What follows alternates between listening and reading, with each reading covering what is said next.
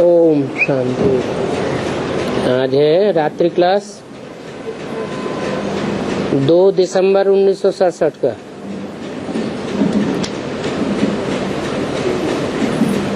जब भी किसी को समझाते हैं तो ये समझाना है कि भक्ति मार्ग दुब्बण है।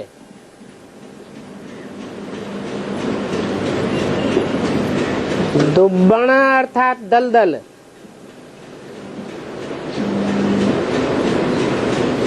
दलदल में से जितना ही निकलने की कोशिश करते हैं उतना और ही फंसते जाते हैं। ये भक्ति मार्ग का कितना हंगामा है।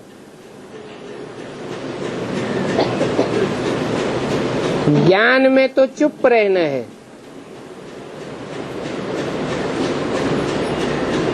अपन को आत्मा समझ बाप को याद करना है। कर्म करते भी अपने को आत्मा समझ और अपने धाम को याद करना है। अंत में आत्मा और आत्मा के धाम के सिवाय और कोई याद न रहे।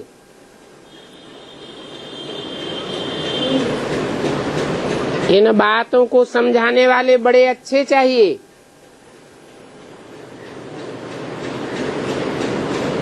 समझाने वाले खुद कच्चे होंगे।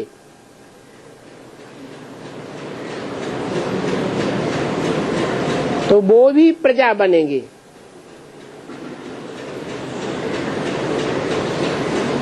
आत्मिक स्थिति पक्की चाहिए।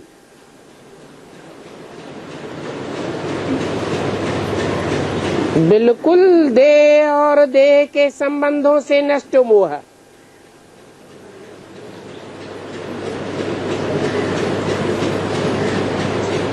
पक्के होंगे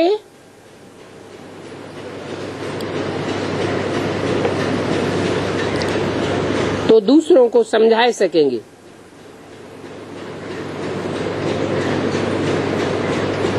अनुभव सब बच्चों ने सुनाया।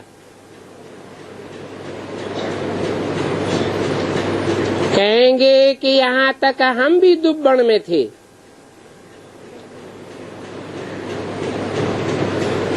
बाकी चोटी जाकर बची। अभी तुमको तो ब्राह्मण बन सबको दुब्बण से निकालना है।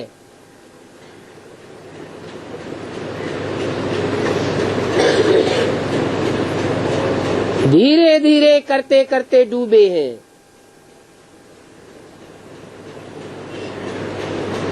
और निकालना तो झट हो जाता है।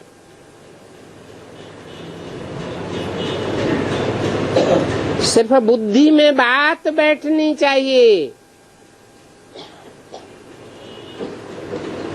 डूबने में आधा कल्प और निकालने में 1 जन्म लगता है।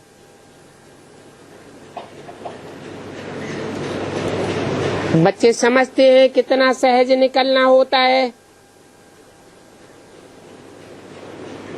परंतु फिर भी टाइम लगता है।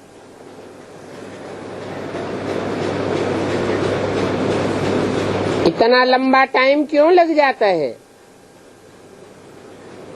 लगना चाहिए 1 सेकंड।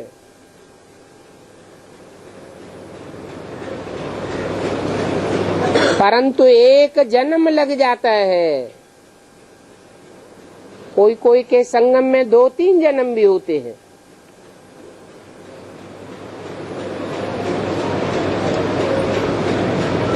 परंतु निश्चय बुद्धि विजेते नहीं बन पाते।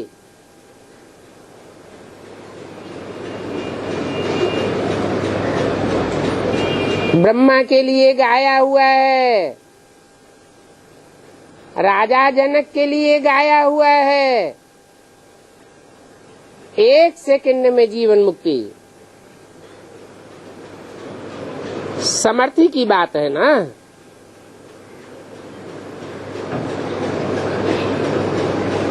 इन बातों में डरना और मुझना नहीं चाहिए। बहुत सहनशील बनना चाहिए। बाबा बहुतों को देखते हैं, मूड बहुत जल्दी बिगड़ जाता है। ऐसे मूड बिगाड़ने की आदत वाले कभी सुधरते नहीं हैं। थोड़ी थोड़ी बात पर फंक हो जाते हैं।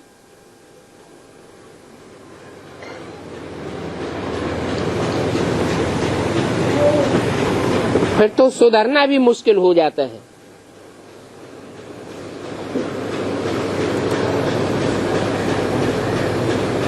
फिर कम पद पाए लेते हैं।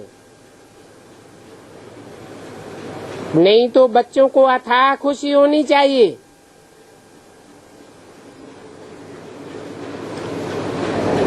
घड़ी घड़ी मूड ऑफ नहीं होना चाहिए। समझते तो हैं कि बाप के बने हैं,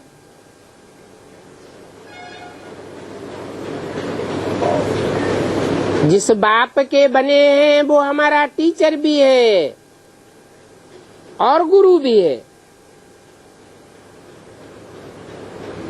तीनों की मदद से हमको पार जाना है।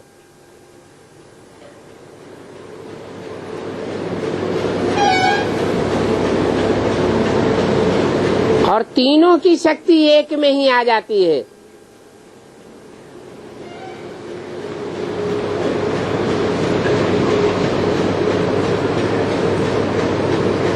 उसे एक को पहचानना चाहिए,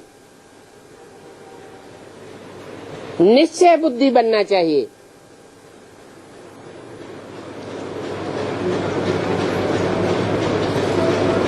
निश्चय उखड़ने और निश्चय बैठने का ही रोल है। माया घड़ी घड़ी निश्चय को उखाड़ देती है।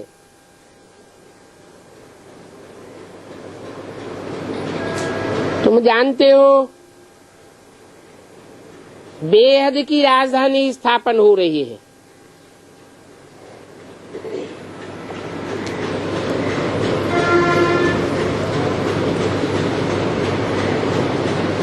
बेहद की राजधानी किसे कहा जाता है? दुनिया की हिस्ट्री में जितने भी राजाएं और राजधानियां स्थापन हुई है, वो सब हद के राजाएं हुए और हद की राजधानियां हैं। बेहद का बाप आकर के बेहद की राजधानी स्थापन करते हैं।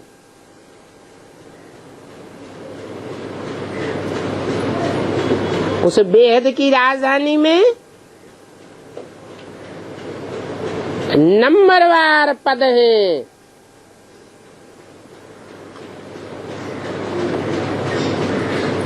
पद पाने वाले ढेर के ढेर हैं। तो पद के लिए पुरुषार्थ करना चाहिए।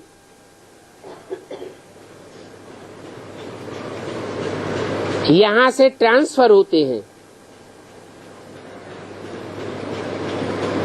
कहाँ से?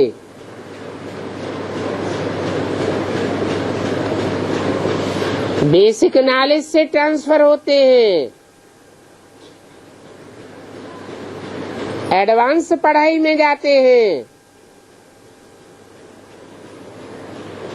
फिर वहां से भी ट्रांसफर होते हैं। ये ट्रांसफर होने की खुशी बहुत चाहिए।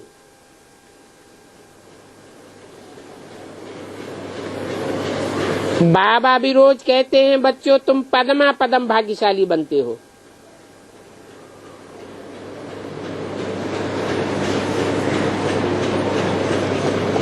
तुम्हारी कमाई बहुत ऊंची है। इनके लिए नहीं कहते कि ये पदमा पदम भाग्यशाली बनते हैं। इनके फॉलोअर्स के लिए भी नहीं कहते,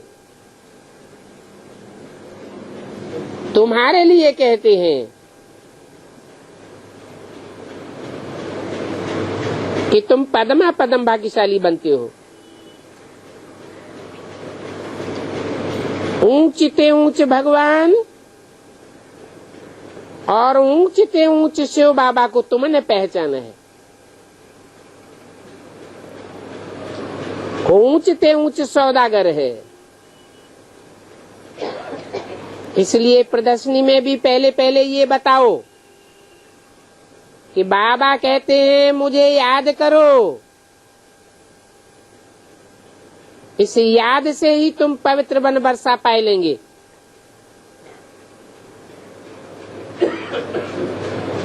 परंतु इतनी सहज बात का भी पता नहीं चलता है कि क्यों नहीं समझते हैं। नहीं तो समझना बहुत सहज है। बेहद का बाबा बेहद का वर्षा देंगे।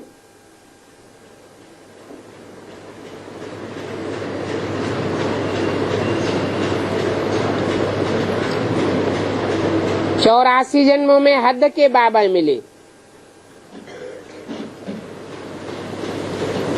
अभी से एक अंतिम जन्म में तुम्हें बेहद का बाबा मिला है।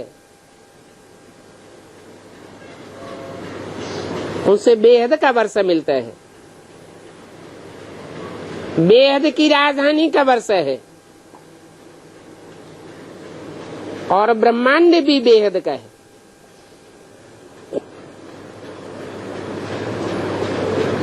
ये बातें समझाते समय चेहरे में खुशी होनी चाहिए,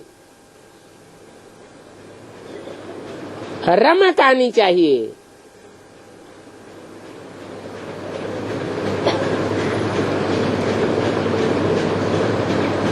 बाप जो ज्ञान सुनाते हैं, बाप अच्छी रीति जानते हैं।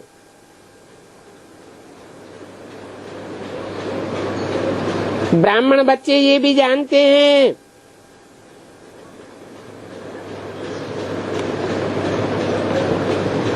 कि ज्ञान सुनाना तो सहज है।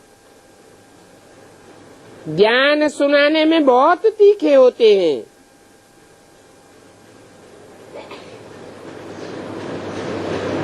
परंतु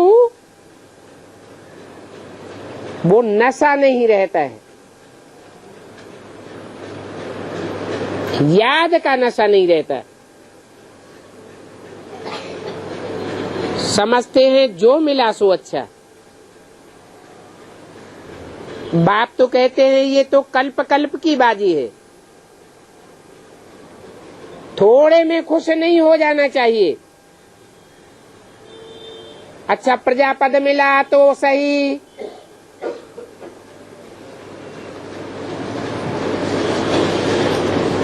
बच्चे जो खुशी में रहते हैं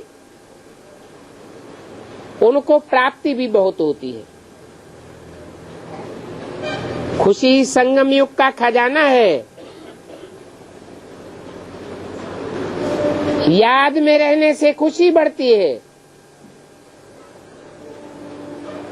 औरों की सेवा करने का मेवा खुशी मिलती है। ये खुशी का खजाना गंवाना नहीं चाहिए। कलकत्ते में भी अच्छे अच्छे बच्चे हैं।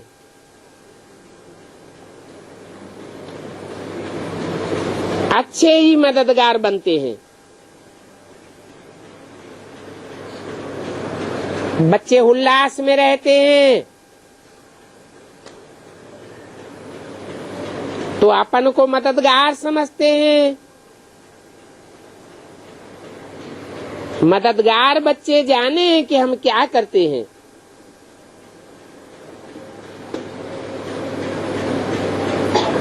जिनको मदद करते हैं वो भी जाने कि कौन क्या मदद करते हैं। सबको तो नहीं मालूम पड़ सकता। देने वाले भी खुश होते हैं कि हम बाबा को देते नहीं हैं परंतु हम लेते हैं।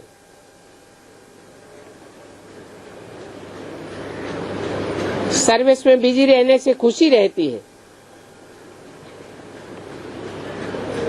सर्विस का समाचार बाबा को देते तो है ना।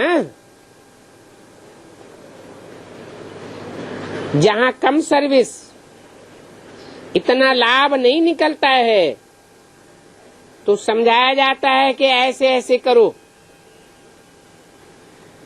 ये कोई छोटी दुकान नहीं है।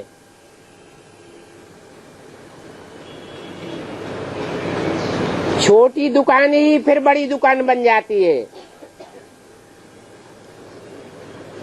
सेल्समैन का समाचार जाता है कौन अच्छी बिक्री करते हैं।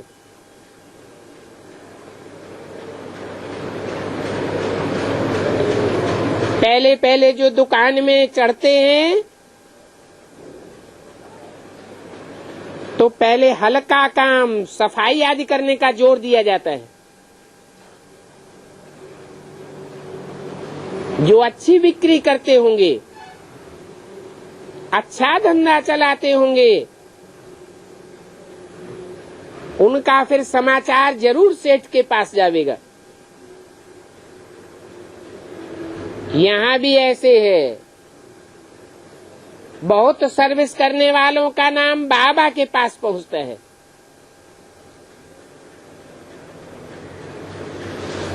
ये तो रूहानी मिलिट्री है। आज स्टूडेंट हैं, फिर मेजर, लेफ्टिनेंट आदि भी बनते हैं।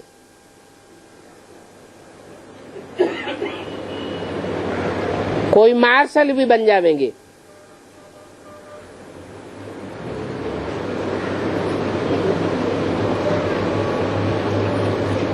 कोई समान पद वाले भागीदार भी बन जाएंगे। सेठ बनेंगे ना। ये अविनाशी ज्ञान रत्नों का व्यापार है।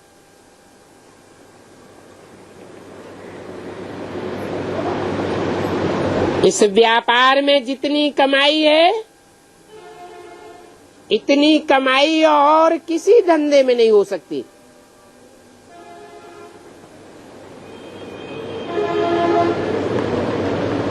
वो कमाई एक जन्म के लिए होती है।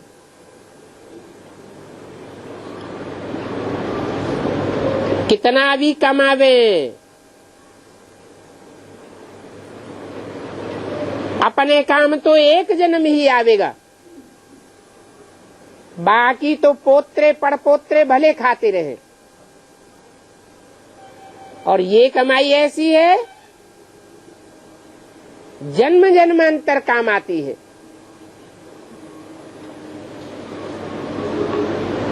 21 जन्म की तो गारंटी है। और 21 जन्म के आधार पर जो पुरुषार्थ करने की प्रैक्टिस पड़ती है वो 63 जन्म भी काम आती है। जो यहाँ तीखे पुरुषार्थी बनेंगे वो 63 जन्म भी तीखा पुरुषार्थ करते रहेंगे।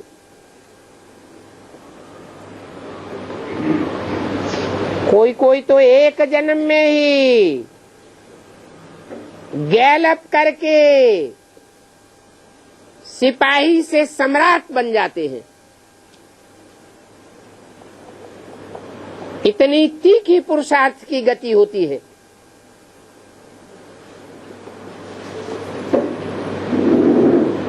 तो बाप समझाते हैं इस पढ़ाई में बहुत गैलअप कर सकते हैं। बड़ी भारी कमाई है। तुम जानते हो जो अच्छी सर्विस करते हैं उनकी कमाई भी वैसे अच्छी होती है। सर्विस करने वाले को बाप बहुत प्यार करते हैं। सबसे बच्चों को ही बाप याद करेंगे। जो कुछ भी नहीं करते हैं उनका तो नाम भी दिल पर नहीं रहता।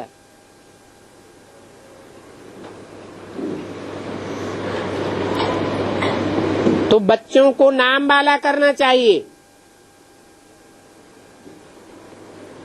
चारों ओर हैंड्स की डिमांड बहुत है, परंतु ऐसे अच्छी सर्विस करने वाले बहुत कम हैं। दिल पसंद नहीं है, इसलिए अब क्लासेस भी कोचिंग के लिए निकालते हैं। सो भी कोचिंग क्लास में बहुत संभाल रखनी पड़ती है। आज की दुनिया में गुंडेबाजी कितनी है। यहाँ भी ब्रह्मा कुमारियों के पीछे कीचक लग जाते हैं। अच्छे अच्छे बच्चों की बहुत संभाल चाहिए।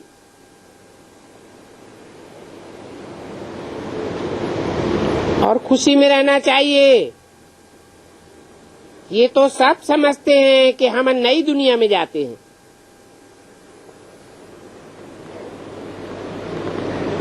दुनिया बदलती है तो बच्चों को मालूम पड़ता है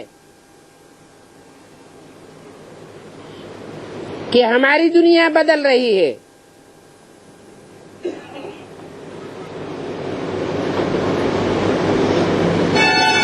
दुनिया तो बदलती है, परंतु ये भी सोचना चाहिए कि हम उस दुनिया में क्या पद पावेंगे।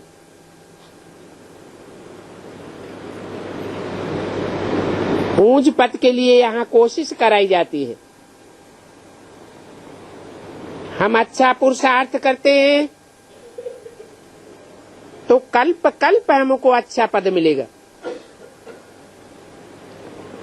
ये बात सब बच्चे समझते हैं कि नई दुनिया में भी नंबरवार पुरुषार्थ अनुसार पद मिलता है।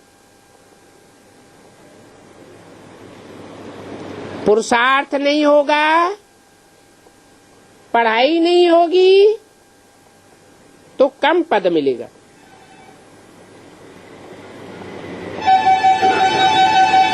समझ में तो आता है कि सतयुग में रावण संप्रदाय तो होगा नहीं। ये तो कलयुग की दुनिया में रावण संप्रदाय है। तो एग्जाम में भी कहीं कहीं ऐसा होता है कि नकल करने वाले आगे बढ़ जाते हैं, रिश्वत देने वाले आगे बढ़ जाते हैं। नई दुनिया में तो ऐसा कुछ भी नहीं होना है।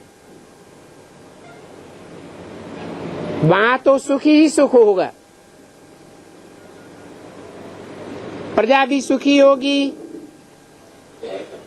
राजाएं भी सुखी होंगे, राज परिवार भी सुखी होगा। सिर्फ पद में अंतर पड़ जाता है। नंबरवार मर्तबे की फीलिंग तो यहां ही हो जाती है।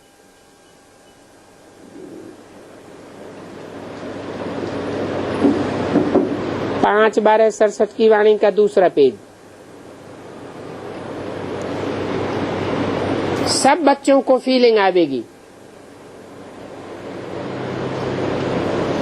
कि नई दुनिया रूपी संगठन में हमारा क्या पद बनने वाला है।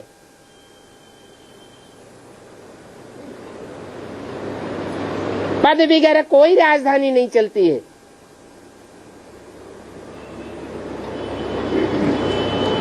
जिनको ऊंच मर्तबा मिलता है उनको खुशी, उमंग, उत्साह बढ़ता जाता है। उनकी आमदनी बहुत अच्छी होती है।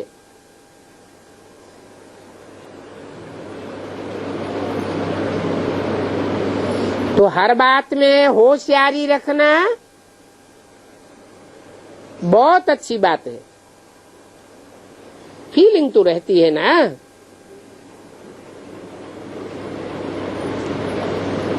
सुख की भी अच्छी फीलिंग आवेगी दुख की भी फीलिंग तो आती है ना। बाप तो कहेंगे पुरुषार्थ करो, ऊंच पद पाओ, तो जरूर खुशी की फीलिंग रहेगी। यहाँ संगम युग में खुशी की फीलिंग जन्म जन्मांतर की प्राप्ति कराती है। बाकी ये ड्रामा तो पहले से ही बना हुआ है। इसके लिए कहते हैं बनी बनाई बन रही, अब कछु बननी न है। बाप कहते हैं तुमको ज्ञान का तीसरा नेत्र दिया है याद करने के लिए। अपनी जांच करो, घड़ी घड़ी जांच करते रहो कि हमारा बुद्धियोग बाप के साथ है। बुद्धियोग बाप के साथ कितना रहता है, और देह के संबंधियों और देह के पदार्थों के साथ बुद्धियोग कितना रहता है।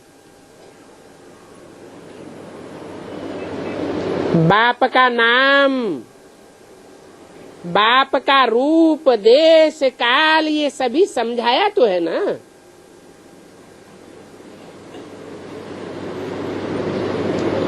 समझ को तीसरा नेत्र कहा जाता है।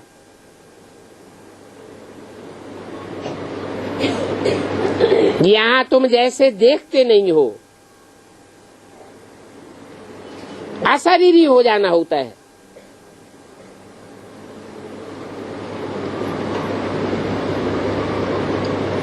बल बाबा की तरफ देखते हो, परंतु याद करना जरूर है बाप को। कि बाप अलग है, बाबा अलग है।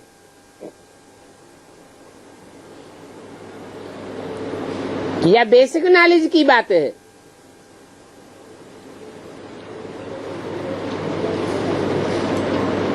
बेसिक नॉलेज के लिए बूढ़े को बाबा कहा गया है। ब्रह्मा बाबा बूढ़े थे, बल बाबा सामने था, परंतु बुद्धि में रहना चाहिए कि हमें बाप को याद करना है। बाप भी तुम बच्चों को देखते हैं। बाप की याद को भूलना नहीं है। और बाप ऊंच पद पाने के लिए समझाते हैं। ऐसे न हो कि बुद्धि बैठे बैठे कहीं और चली जाए।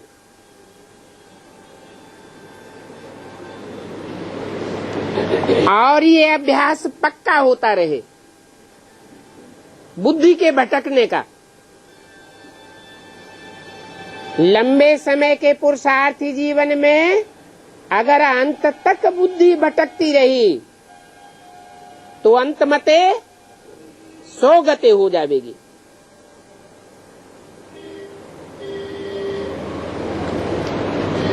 इसके लिए अपन को पक्का पक्का आत्मा समझो। अमृत वेले पक्का फाउंडेशन डालना चाहिए। उस डायरेक्शन पर कम चलते हैं।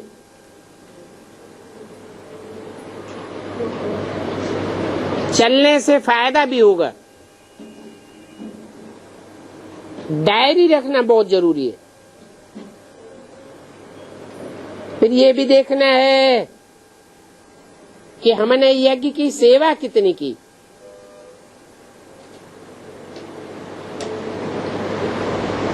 हिसाब निकालेंगे तो आप ही लज्जा आवेगी कि हमने तो 2 घंटा भी सर्विस नहीं की।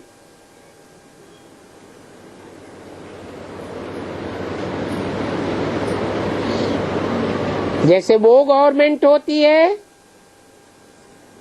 ये भी ईश्वरीय गवर्नमेंट है।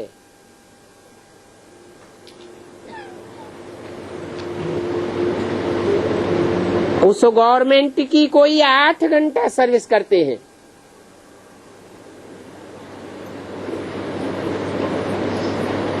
यहां देखना चाहिए हम कितनी सर्विस करते हैं।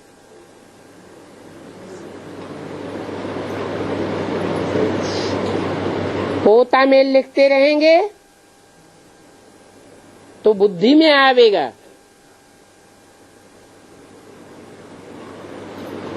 लिखने से दिखा भी सकेंगे। बाबा भी आफरीन देंगे। जो सर्विस नहीं करते हैं तो मुफ्त में अपने ऊपर कर्जा चढ़ाते रहते हैं।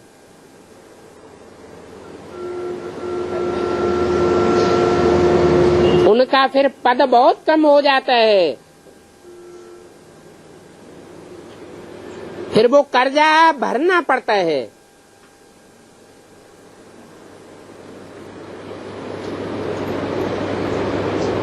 जन्म जन्मांतर कर्जा भरते रहेंगे।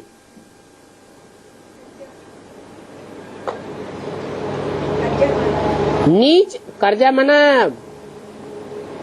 लोन लिया जाता है ना, तो लोन देना पड़ता है।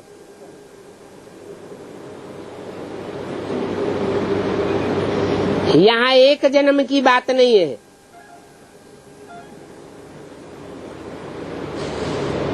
जो लोन लेते हैं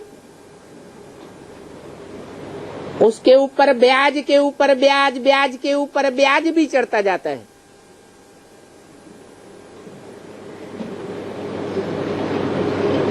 अगर इसी जन्म में लोन भरपाई नहीं किया तो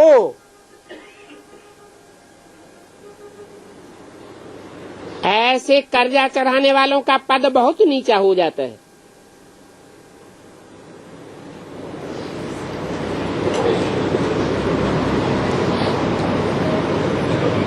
यज्ञ में सर्विस नहीं की, सेवा लेते रहे, खाते पीते रहे, तो फिर दास दासी बनना पड़ेगा। इसलिए चार्ट रखना हर हालत में अच्छा है, नहीं तो दिल खावेगी कि हमने कितना टाइम वेस्ट किया। बाप तो तुम बच्चों को युक्तियां बतलाते रहते हैं,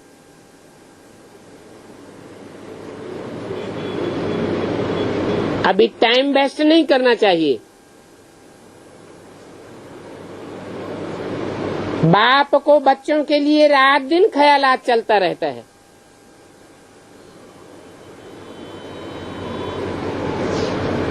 कहते हैं बड़े बड़े सेंटर खोलो,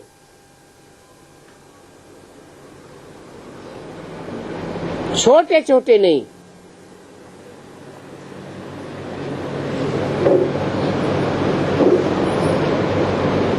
हिम्मत बच्चों की और मदद बाप की।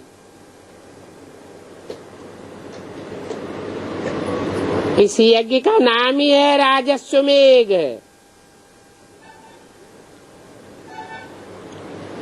अपनी अपनी राजाई के लिए तुम ये यज्ञ रचते हो। आत्मा रूपी घोड़े को स्वाहा करते हो। ये मन रूपी घोड़ा है। मन देह और देह के संबंधियों और देह के पदार्थों की तरफ खींचने वाला है। इसको कंट्रोल करना है। विश्व कल्याणकारी बाप का विश्व कल्याणकारी बच्चा बनना है। इसलिए नाम रखा है राजस्वमेघ।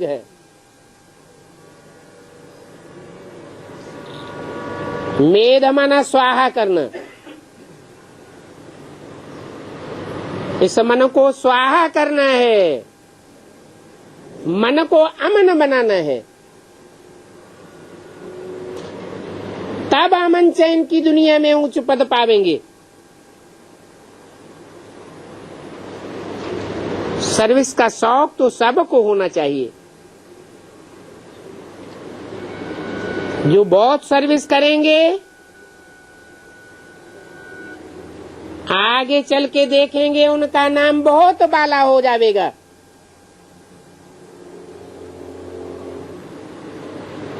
बाप समझाते हैं कि तुम स्टूडेंट तो हो ही, रजिस्टर रखने से तुमको मालूम पड़ जाएगा कि हम कितना टाइम वेस्ट करते हैं। डायरी में नोट करने से बहुत पता पड़ेगा। अपनी उन्नति करनी चाहिए, तुम्हारी डायरी ही शो करेगी, क्योंकि ये तो यज्ञ है ना। बहुत बच्चे हैं जो पूरा समझते नहीं हैं। बाप तो चाहेंगे कि ये बच्ची भी ऊंच पद पावे। टीचर तो कहेंगे हमारे बहुत बच्चे, बहुत स्टूडेंट पास हो जावे। ये तो ड्रामा में पहले से ही नूद है। अपने चार्ट से पता पड़ेगा कि हम सारा दिन क्या क्या करते हैं। ये ख्याल में आना चाहिए कि हमने शुरू में जो दिया है वो भविष्य के लिए जरूर पक्का हो जाता है।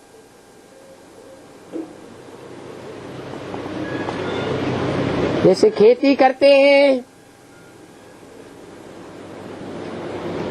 मौसम के आदि में ही जो बीज बोया जाता है वो बहुत फल देता है।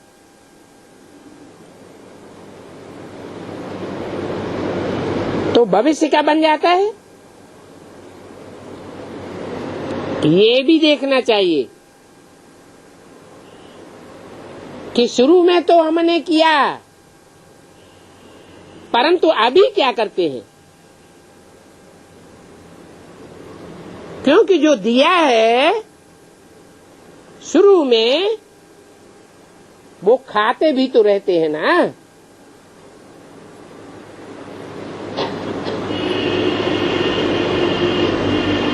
फिर खाते खाते वो सब खत्म हो जाएगा। हर बात का हिसाब भी है। ऐसे न समझे कि बाबा ने हमको ये बात बताई नहीं, इसलिए बच्चों को बाटे घाटे का हिसाब रखना बहुत जरूरी है, जांच करनी है।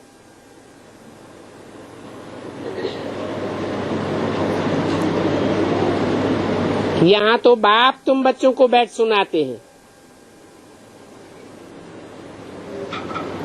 पहले पहले तो नजदीक में ये सुनते हैं,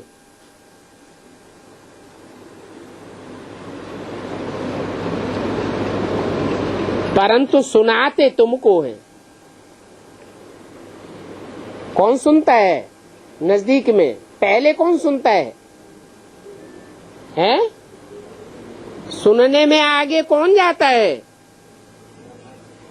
ब्रह्मा।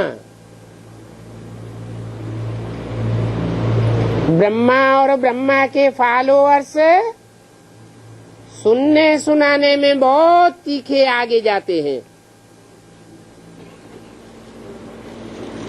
फिर किस बात में पीछे रह जाते हैं?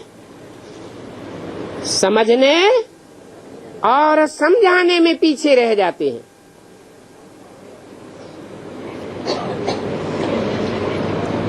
बाप तुमको सुनाते हैं। क्यों? ब्रह्मा को और ब्रह्मा के फॉलोअर्स को नहीं सुनाते।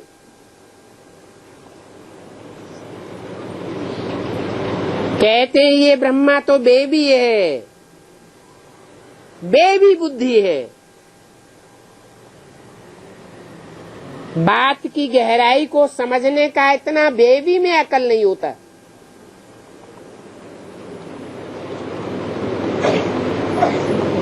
तुम बच्चे बुद्धिमान बाप के बुद्धिमान बच्चे हो।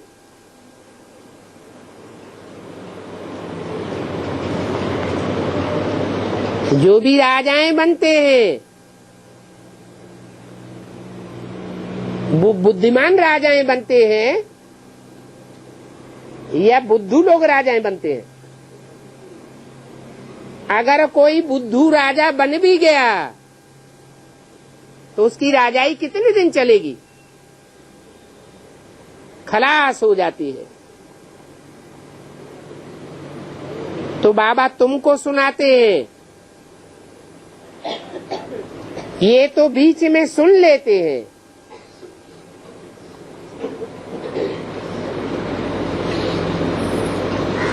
ये सिर्फ सुनते हैं।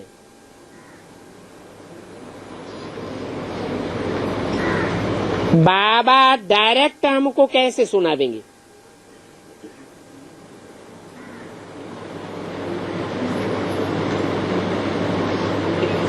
तुमको सुना देंगे तो हम भी सुनेंगे। ये किसने बोला?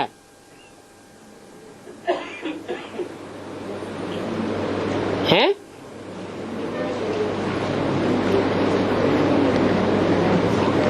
बाबा डायरेक्ट हमको कैसे सुनावेंगे? प्रश्न किया। तुमको सुनावेंगे तो हम भी सुनेंगे। भविष्य की बात बताई या जिस समय मुरली चल रही थी उस समय की बात सुनाई है? भविष्य के लिए इशारा दिया। हम अकेले को कैसे सुनावेंगे?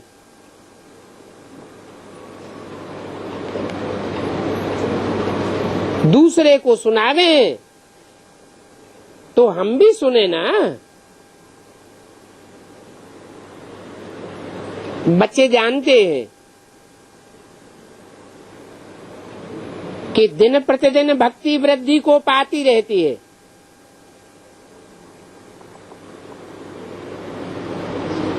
बाप ज्ञान का सागर आया हुआ है तो ज्ञान वृद्धि को पाना चाहिए या भक्ति वृद्धि को पानी चाहिए?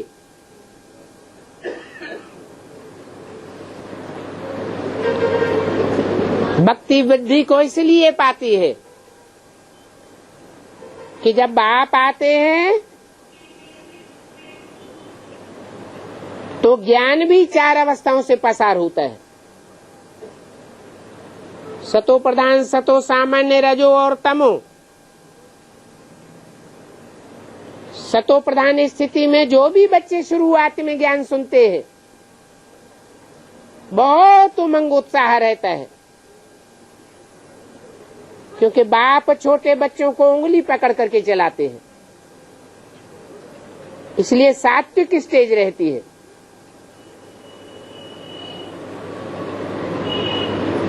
बाद में धीरे धीरे उंगली छोड़ते जाते हैं और बच्चे आपस में एक दूसरे के साथ हिलकते जाते हैं। होते होते बाप से कनेक्शन कट होता जाता है।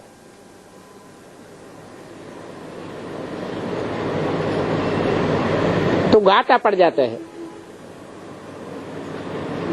सतो प्रधान से सतो रजो तमो में गिरते जाते हैं।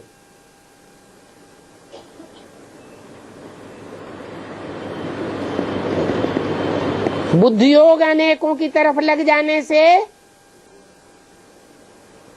व्यभिचारी बन जाते हैं। यहाँ संगम युग में होती है याद, और भक्ति मार्ग में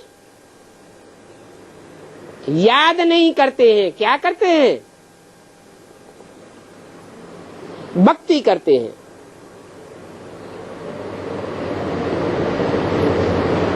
अभी तुम एक बाप से ही सुनते हो,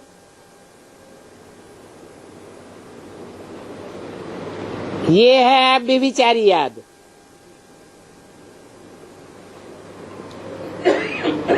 एक से सुनना है व्यभिचारी ज्ञान, अनेकों से सुनना और उनकी बातों को धारण करना, ये हो जाता है व्यभिचारी ज्ञान।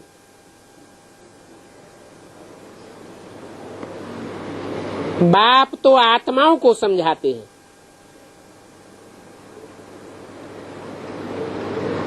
देह अभिमानी मनुष्य मनुष्यों को समझाते हैं।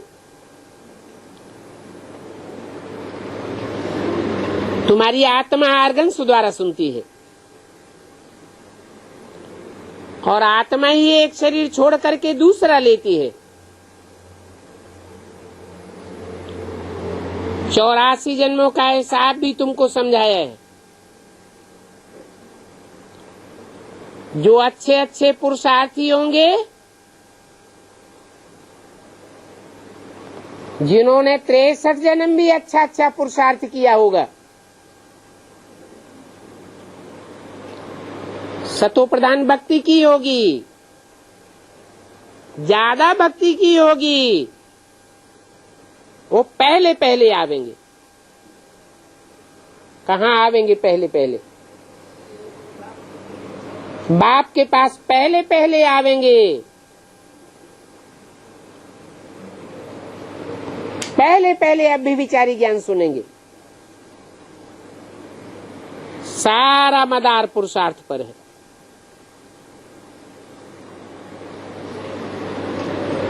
अच्छे अच्छे पुरुषार्थी पुरुषार्थ करके अच्छे जादूगर बनेंगे। नर से नारायण और नारी से लक्ष्मी। जानते तो हो कि वर्षा तो लौकिक बाप से भी मिलता है और पारलौकिक बाप से भी वर्षा मिलता है। अलौकिक बाप से वर्षा नहीं मिलता।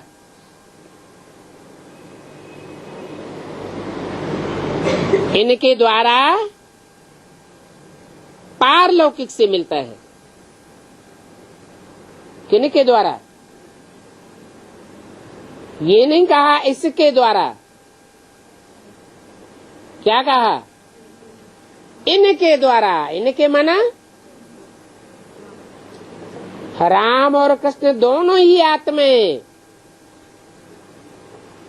एक ही शरीर में प्रवेश करके जब पाठ बजाती है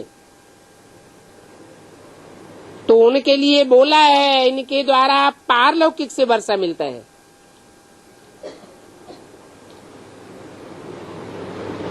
ये पारलौकिक बाप से वर्षा प्राप्त करना ये बड़ा भारी पुरुषार्थ है। अच्छा, ओम शांति। जो सच्ची दिल, साफ दिल और बड़ी दिल, इन तीनों बातों को याद रखते हैं तो कोई भी समय दुनिया की हालतें कैसी भी हो और तीन बातें याद हैं तो आप सबको दाल रोटी बाप जरूर खिलाएगा।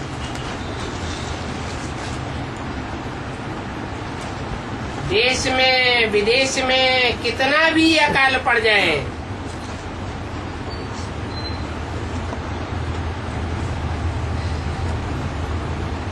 हाँ,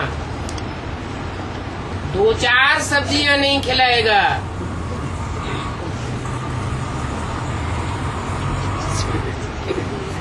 दाल रोटी जरूर खिलाएगा।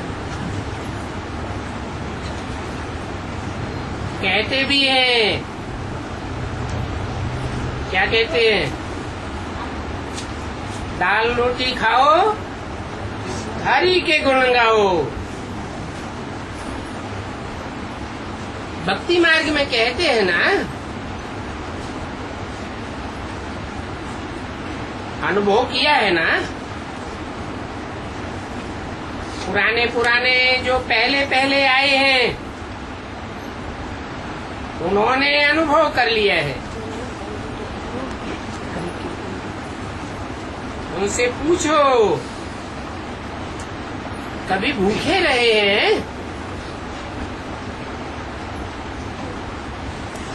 और ये जो गुड़ है ना उसको बॉर्नवीटा बना करके बाप दादा हाथ से खिलाता था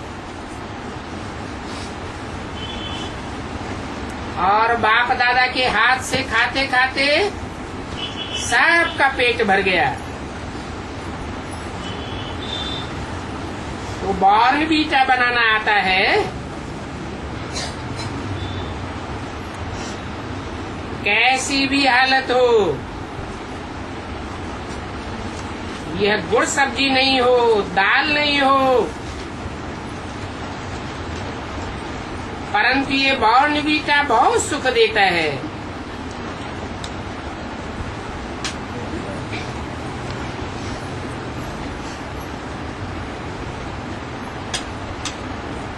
बॉर्न हुआ, पैदा हुआ और खुशी ही खुशी। तो ये बॉर्नवीटा बनाना सीख जाओ।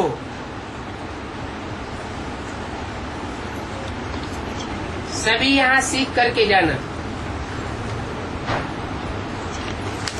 आई वेले में ये बॉर्नवीटा बहुत काम में आवेगा।